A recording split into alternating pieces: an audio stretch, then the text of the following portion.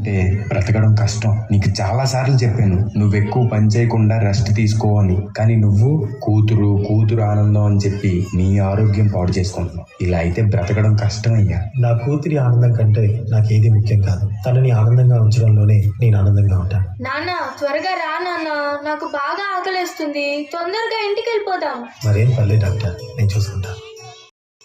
నాన్న నాకు బాగా ఆకలేసినప్పుడు ఆ ఆకలి తెలియ ఒక పాట పాడతారు కదా, పాడండి నాన్న.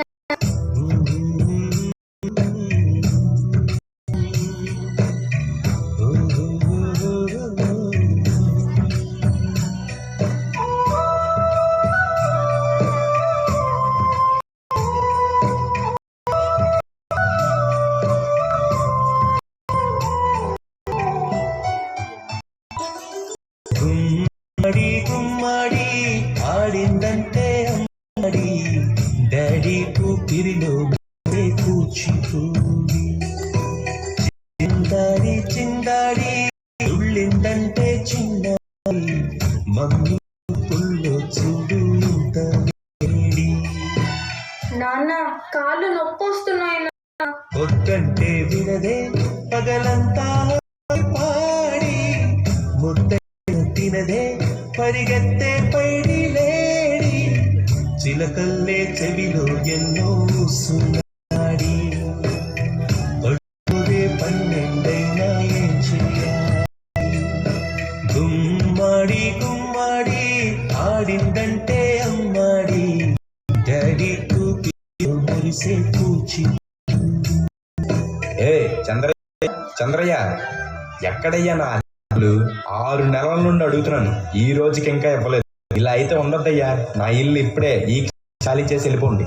అయ్యా నిజంగా మాట్లాడండి అయ్యా, లోపల నా కూతురు బాధపడ రోజులు మీ డబ్బులు కట్టేస్తానయ్యా. ఏంటి మాట్లాడాలా? అద్దె చేత కాదు కానీ కూతురు పరువు కావాల్సి వచ్చిందా? రేపుటి కల్లా నా అద్దె డబ్బు ఇవ్వకపోతే ఇంట్లో ఒక్క సామాను కూడా ఉండేవు. ఏమైంది నాన్న? పద పడుకుందాం. నేను మొత్తం విన్నాను నాన్న, నువ్వేం బాధపడకు నాన్న. నేను బాగా చదువుకొని ఒక మంచి ఉద్యోగం చేస్తాను, ఒక ఇల్లు కట్టుకొని ఆనందంగా ఉందాం. ఎవరికి డబ్బులు ఇవ్వాల్సిన అవసరం లేదు కదా. నువ్వేం బాధపడకు నాన్న.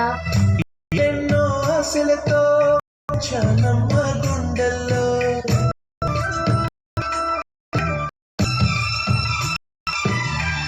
ఎన్నెన్నో ఆశలతో పెంచానమ్మ గుండెల్లో, నువ్వే నా కలలన్నీ పెంచాలే నీ కన్నుల్లో.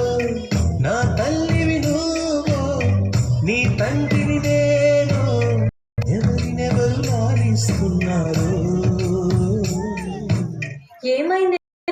డాన్స్ చెయ్యి, డాన్స్ చెయ్యి నాన్న. చిత్రం చూస్తూ నీ కన్నట్టు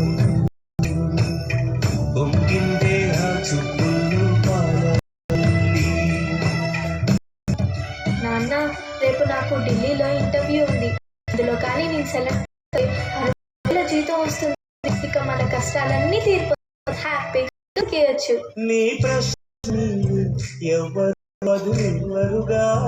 జాగ్రత్త అమ్మా, ఎదురు చూస్తూ ఉంటాను. త్వరగా వచ్చేవా? ఖచ్చితంగా ఆ జాబ్ ని సంపాదించే వస్తా.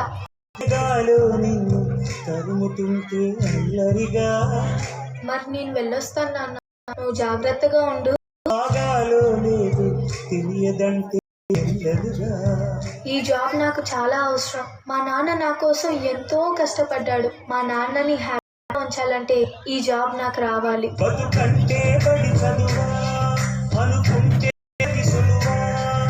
నా బంగారు తల్లి, నేను పని చేయట్లేదు, డబ్బులకి ఇబ్బంది పడుతున్నా అని తాను చేస్తా అని ఇంటర్వ్యూకి వెళ్ళింది.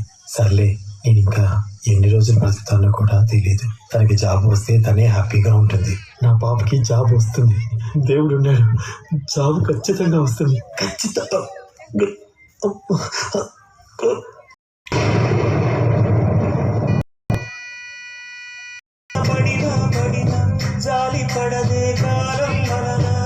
You are selected. నీకు ఈ job. Thank you so much sir. నాకు జాబ్ వచ్చి తెలిస్తే మా నాన్న చాలా హ్యాపీగా ఫీల్ అవుతారు. అంటే ఈ విషయం మా నాన్నకు చెప్పాలి.